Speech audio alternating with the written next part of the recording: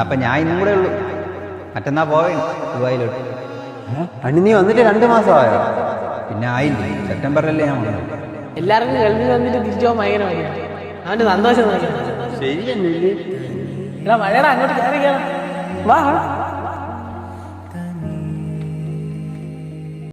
എടാ നിന്ന് മഴയാണെങ്കിൽ കയറി വാടാ. കുറച്ച് നനായിട്ടല്ലേ നീ എന്ന് നനേ. നീ പിന്നെ എത്ര ബുദ്ധിമുട്ടി പോണേ, നിന്നൂടെ കിടന്നൂടെ? കുറെ ലോണും എടുത്ത് കടങ്ങളും വലിച്ചിട്ടിട്ട് അച്ഛൻ അങ്ങ് പോയി.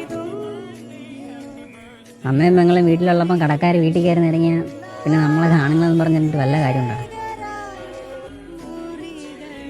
പിന്നെ അവളെ കല്യാണം അടിപൊളിയായിട്ട് നടത്തണം, നോക്കി ഞാനല്ലേ ഉള്ളൂ. ഇതെല്ലാം കഴിഞ്ഞിട്ടൊരു വരവുണ്ട്, പിന്നെ ഞാൻ തിരിച്ചു പോകില്ല.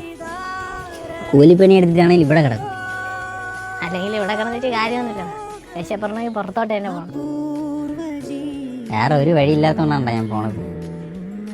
ഇവിടെ രാത്രിയിലെ ചായ കുടിക്കാൻ പോക്കും, പിന്നെ ടർഫിലെ ക്രിക്കറ്റ് കളിയും സെക്കൻഡ് ഷോയ്ക്ക് പോക്കും, ഇതൊന്നും എൻ്റെ ഒരു ജീവിതം. അവിടെ ഞാൻ ഒറ്റയ്ക്കാണ്. നല്ല വെള്ളമടിയൊക്കെ ഉണ്ടായിരുന്നെങ്കിൽ അതിനുള്ള കമ്പനിക്കാരുണ്ടായിരുന്നു. നമുക്ക് പിന്നെ അത് വശമില്ല. ജോലി കിട്ടാ റൂം കിട്ടാ ജോലി, എത്രയെന്ന് പറഞ്ഞു. പിന്നെ ശരി, ഞാൻ പോണം. പോയിട്ട് ഇനി കുറച്ച് പരിപാടികളൊക്കെ ഉണ്ട്.